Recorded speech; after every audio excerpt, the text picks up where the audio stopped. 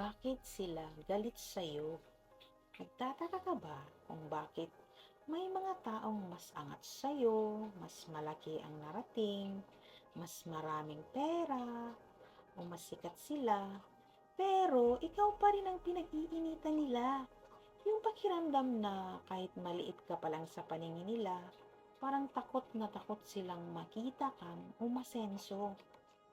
Bakit kaya merong ganun, no? Heto ang silent truth. Hindi sila galit sa kung ano ang meron ka ngayon. Galit sila sa kung ano ang kaya mong maging. Minsan, ang potential mo ang pinakamalaking threat sa insecure nilang puso. Huwag kang mahiya kung nagsisimula ka pa lang. Kapag ang isang taong nasa taas ay nag-aksaya ng panahon para sirain ang isang nasa baba, ibig sabihin nun, hindi sila kampante sa posisyon nila.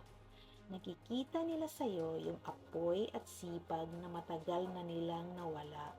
Your humility is their biggest insecurity. Stay polite, stay low-key, pero wag mong hahayaang pigilan nila ang pag-akyat mo.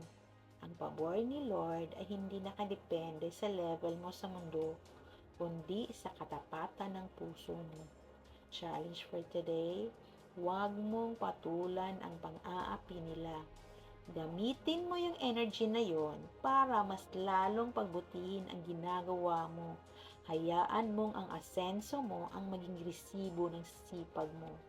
I-comment mo ang word na patuloy lang kung hindi ka paapekto sa mga taong gustong humila sa iyo pababa.